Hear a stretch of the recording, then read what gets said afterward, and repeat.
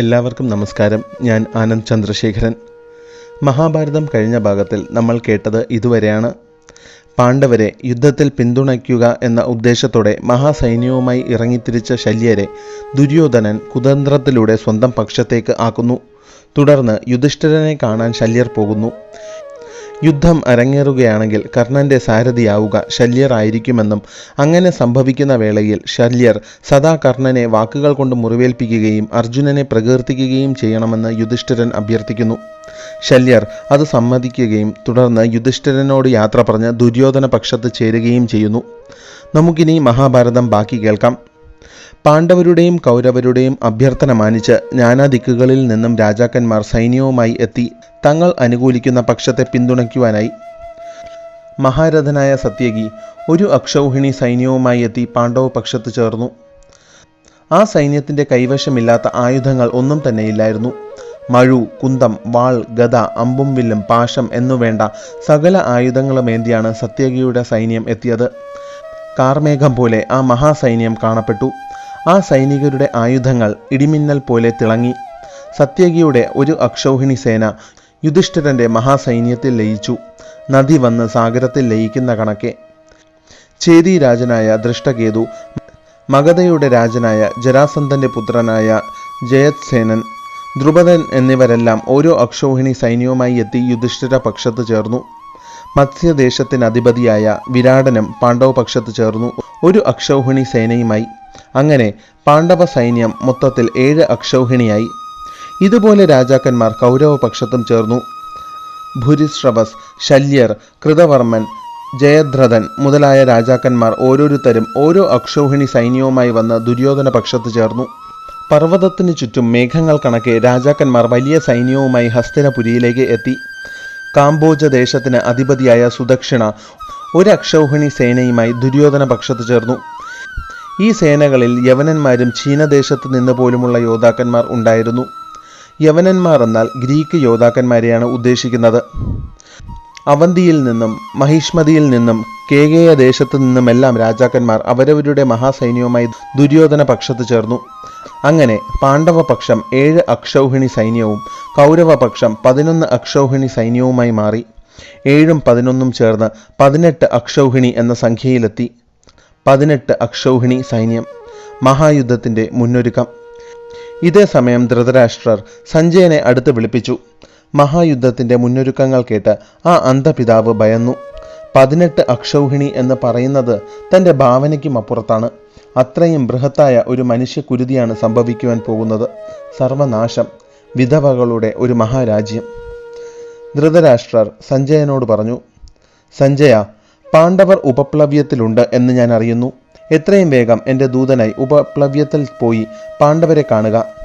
സമാധാനത്തിനുള്ള വഴികൾ തിരയുക.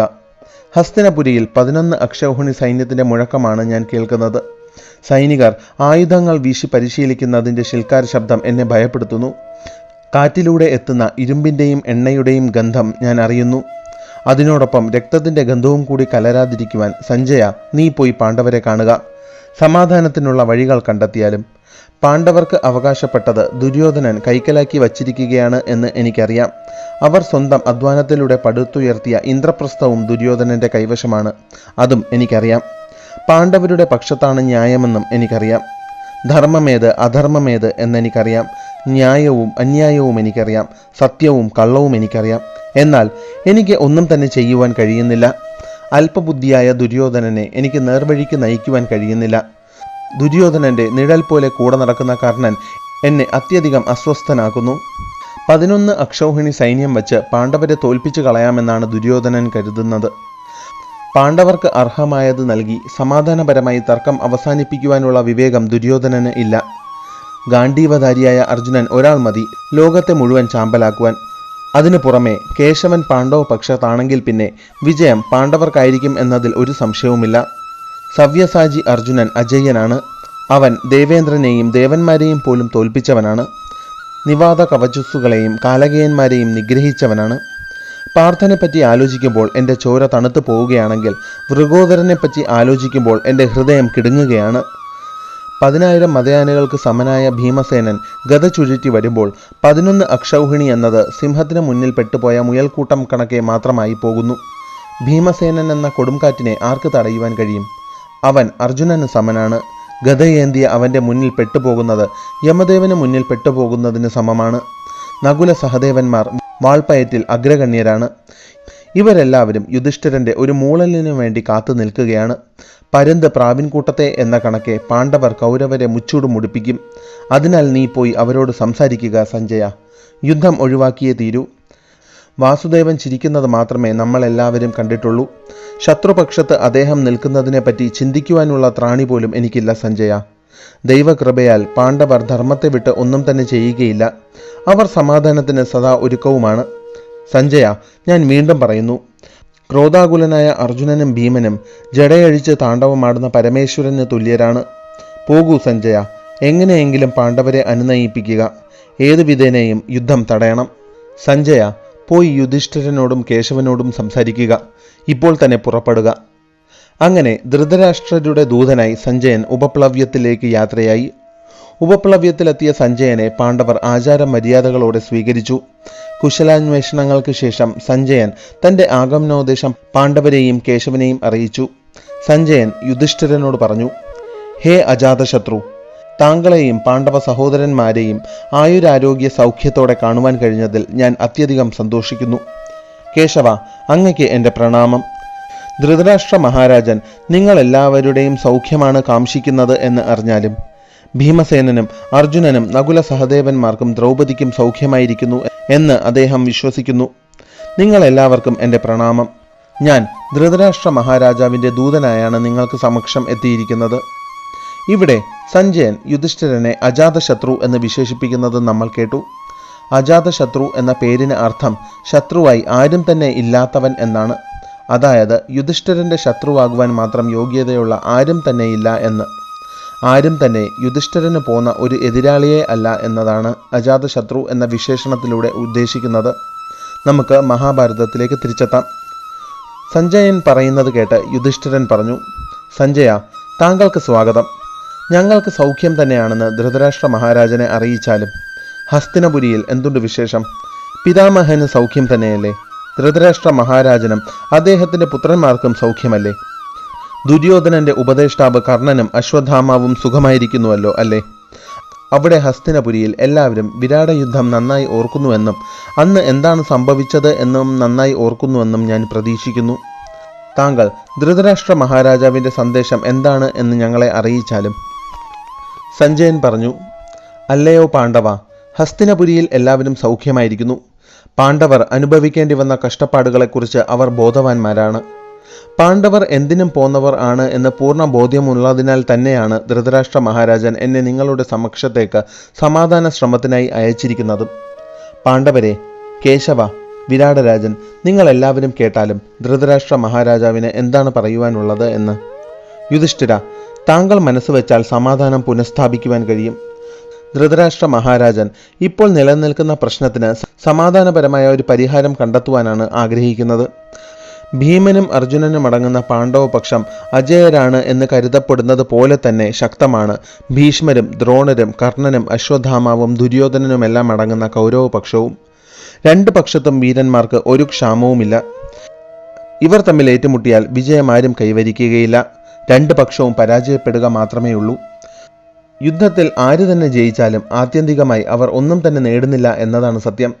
സ്വന്തം ബന്ധുക്കളെ വധിച്ചുകൊണ്ട് എന്ത് നേടിയിട്ട് എന്ത് കാര്യം? സമാധാനം എന്നത് നിങ്ങൾക്ക് അറിയുവാൻ കഴിയുകയില്ല. അതിനാൽ തന്നെ എന്ത് വില കൊടുത്തും യുദ്ധം ഒഴിവാക്കുവാനാണ് നമ്മൾ ശ്രമിക്കേണ്ടത്. യുധിഷ്ഠിരൻ പറഞ്ഞു, സഞ്ജയ, താങ്കൾ എപ്പോഴാണ് ഞാൻ യുദ്ധക്കൊതിയോടെ സംസാരിക്കുന്നത് കേട്ടത്?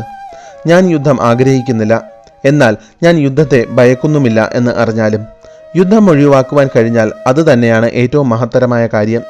യുദ്ധമില്ലാതെ തന്നെ ഉദ്ദേശകാര്യം നടക്കുന്നുവെങ്കിൽ പിന്നെ യുദ്ധത്തിൻ്റെ ആവശ്യം വേണ്ടി വരുന്നില്ലല്ലോ സഞ്ജയ. യുദ്ധം പോലെ ഒരു വിഡ്ഢിത്തരം മറ്റൊന്നില്ല.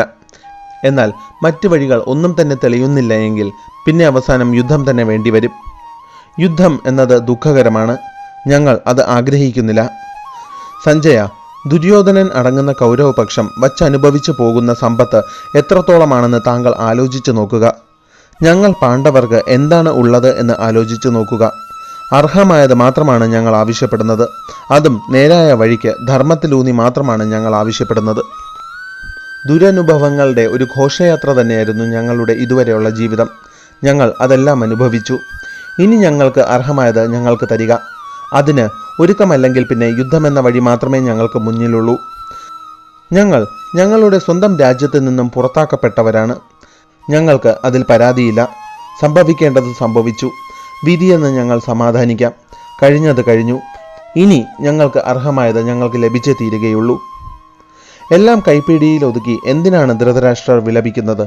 ദുർബുദ്ധിയായ സ്വന്തം മകനെ നേർവഴിക്ക് നയിക്കുവാൻ ശ്രമിക്കാതെ താങ്കളെ ഞങ്ങളുടെ സമക്ഷത്തേക്ക് അയക്കുന്നതിൻ്റെ അർത്ഥമെന്താണ്? ധൃതരാഷ്ട്രർ സമാധാനമാണ് ആഗ്രഹിക്കുന്നതെങ്കിൽ അദ്ദേഹം സ്വന്തം മകന് വിവേകം പകർന്നു നൽകുകയാണ് വേണ്ടത്. എല്ലാം അറിയാമെങ്കിൽ പോലും അദ്ദേഹം അന്ധത അഭിനയിക്കുകയാണ്. അന്ധത അദ്ദേഹത്തിന് ഒരു അലങ്കാരമാണ്. അദ്ദേഹം ആ ഇരുട്ടാണ് ആസ്വദിക്കുന്നത്. അദ്ദേഹം കാപട്യക്കാരനാണ്, അത്യാഗ്രഹിയാണ്. അദ്ദേഹത്തിൻ്റെ ഹൃദയത്തിൽ തിന്മയാണ്, അത് സത്യവുമാണ്. അദ്ദേഹം ആത്മാർത്ഥമായി ആരെയെങ്കിലും സ്നേഹിക്കുന്നുണ്ടെങ്കിൽ അത് സ്വന്തം പുത്രനായ ദുര്യോധനനെ മാത്രമാണ്. പകിടകളി നടന്നത് അദ്ദേഹത്തിൻ്റെ മുന്നിലാണ്. ദ്രൗപദി അപമാനിക്കപ്പെട്ടത് അദ്ദേഹത്തിന് മുന്നിലാണ്. അദ്ദേഹം ഒന്നിലും ഇടപെട്ടില്ല. അദ്ദേഹം വിതുരരുടെ ഉപദേശം കേൾക്കുവാൻ കൂട്ടാക്കിയില്ല. 13 വർഷം വനവാസം അനുഷ്ഠിച്ച് തിരിച്ചെത്തിയ ഞങ്ങളുടെ സൗഖ്യമാണ് അദ്ദേഹത്തിന് അറിയേണ്ടതെങ്കിൽ സഞ്ജയ, ഇത് അദ്ദേഹത്തെ അറിയിക്കുക. ഞങ്ങൾക്ക് പരമസൗഖ്യമാണ്. നേരായ വഴിക്ക് എങ്കിൽ അങ്ങനെ, അല്ലെങ്കിൽ യുദ്ധമെങ്കിൽ അങ്ങനെ. ഞങ്ങൾക്ക് അർഹമായത് നേടിയെടുക്കുക തന്നെ ചെയ്യും. ധൃതരാഷ്ട്രർക്ക് സമാധാനം ലഭിക്കുന്നില്ല എങ്കിൽ അത് സ്വന്തം പ്രവൃത്തിയുടെ ഫലം മാത്രമായി കാണുവാൻ പറയുക. ദുര്യോധനനോടും ധൃതരാഷ്ട്രരോടും പറയുക, ഗാണ്ഡീവത്തിൻ്റെ ഞാണൊലി കേൾക്കുന്നത് വരെ മാത്രമാണ് അവർക്ക് ആയുസ്സുള്ളത് എന്ന്. ദേവദത്തം മുഴങ്ങിക്കഴിഞ്ഞാൽ പിന്നെ ഒരു തിരിച്ചുപോക്ക് സംഭവ്യമല്ല എന്ന് അവരെ അറിയിച്ചാലും. ഭീമസേനൻ ഉള്ളിടത്തോളം സാക്ഷാൽ ഇന്ദ്രന് പോലും എൻ്റെ സമ്പത്ത് തട്ടിയെടുക്കുവാൻ സാധിക്കുകയില്ല. സഞ്ജയ, താങ്കൾ ധൃതരാഷ്ട്രരോട് പറയുക, ചിന്തിച്ച് ഒരു തീരുമാനമെടുക്കുവാൻ. ഞങ്ങൾ എല്ലാം ക്ഷമിക്കുവാനും കൗരവരുമായി സഖ്യത്തിൽ കഴിയുവാനും ഒരുക്കമാണ്. ഞങ്ങൾക്ക് അർഹമായത് ഞങ്ങൾക്ക് തരികയാണെങ്കിൽ. സമാധാനം വേണമെന്നുണ്ടെങ്കിൽ അതിനുവേണ്ടി പ്രയത്നിക്കേണ്ടത് ധൃതരാഷ്ട്രരാണ് എന്ന് അദ്ദേഹത്തെ അറിയിച്ചാലും സഞ്ജയ. സഞ്ജയൻ പറഞ്ഞു, ഹേ പാണ്ഡവ, അങ്ങ് ധർമ്മിഷ്ഠരിൽ ധർമ്മിഷ്ഠനാണ്. ഞാൻ പറയുന്നത് ഇതാണ്, കൗരവർ അങ്ങയ്ക്ക് അർഹമായത് നൽകുവാൻ ഒരുക്കമല്ലെങ്കിൽ അങ്ങ് ആ സത്യം സ്വീകരിക്കണം. യുദ്ധം ചെയ്ത് ബന്ധുജനങ്ങളെ കൊന്ന് സമ്പത്ത് കൈക്കലാക്കുന്നതിലും മഹത്തരം യാചകരായി അന്തകന്മാരുടെയും വൃഷ്ണികളുടെയും രാജ്യത്ത് കഴിയുന്നതാണ്. യുധിഷ്ഠിര, മനുഷ്യരുടെ ആയുസ് വളരെ കുറവാണ്. സുഖമെന്നത് ക്ഷണികവുമാണ്. സുഖത്തിന് പിന്നാലെ പോകുന്നവൻ സ്വന്തം ധർമ്മത്തെ വെടിയുന്നു. ധർമ്മത്തെ വെടിഞ്ഞുകൊണ്ട് എന്ത് നേടിയിട്ട് എന്ത് കാര്യമാണ് ധർമ്മരാജൻ? കൗരവരെ പോലെ നിങ്ങളും സമ്പത്തിനും അധികാരത്തിനും വേണ്ടി പിടിവലി കൂട്ടുന്നുവെങ്കിൽ പിന്നെ പാണ്ഡവരും കൗരവരും തമ്മിൽ എന്താണ് വ്യത്യാസം രാജൻ? ആത്യന്തികമായി നിലനിൽക്കുന്നത് ത്യാഗവും ധർമ്മവും സൽപ്പേരും മാത്രമാണ്. അത് ഇല്ലാതെയാക്കി യുദ്ധം ചെയ്താൽ സമ്പത്ത് നേടിയെടുക്കുന്നത് കൊണ്ട് എന്ത് ശ്രേയസ്സാണുള്ളത്? യുദ്ധം ചെയ്ത് സ്വന്തം ബന്ധുക്കളെ കൊന്നൊടുക്കി രാജ്യം നേടിയെടുക്കുന്നതിലും നല്ലത് കാട്ടിൽ തന്നെ കഴിയുന്നതാണ് ധർമ്മരാജൻ. ഇപ്പോൾ നിങ്ങൾക്ക് പിന്തുണയുമായി എത്തിയവരെല്ലാം മുൻപും നിങ്ങളുടെ പക്ഷത്ത് തന്നെയായിരുന്നു. അന്ന് ഒന്നും ചെയ്യാതെ ഇരുന്ന നിങ്ങൾ ഇപ്പോൾ എന്തിനാണ് യുദ്ധത്തിന് കാഹളം മുഴക്കുന്നത്? നിങ്ങൾ ധർമ്മിഷ്ഠനെന്ന് പറയുന്നുവെങ്കിൽ പിന്നെ എന്തിനാണ് യുദ്ധമെന്ന് പറയുന്നത്? യുധിഷ്ഠിര, ക്രോധം വിനാശകാരിയാണ്. താങ്കൾ യുദ്ധം ചെയ്യുന്നതിലും ഭേദം എല്ലാം ഉപേക്ഷിച്ച് സന്യാസം സ്വീകരിക്കുന്നതാണ്. എന്തിനാണ് രക്തപ്പുഴ ഒഴുക്കുവാൻ യുദ്ധത്തിന് തയ്യാറാകുന്നത്?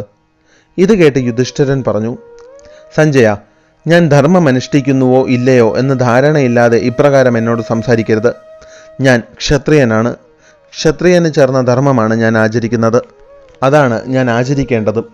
എൻ്റെ കുലധർമ്മമാണ് ഞാൻ പാലിക്കേണ്ടത്. എൻ്റെ ധർമ്മം അനുഷ്ഠിക്കാതെ സന്യാസം സ്വീകരിച്ച് സ്വസ്ഥനായിരിക്കുവാൻ എനിക്ക് കഴിയുകയില്ല. ക്ഷത്രിയനായ എൻ്റെ ധർമ്മമാണ് അർഹമായ രാജ്യം നേടുക എന്നതും ധർമ്മത്തിൽ അധിഷ്ഠിതമായി രാജ്യഭരണം നടത്തുക എന്നതും.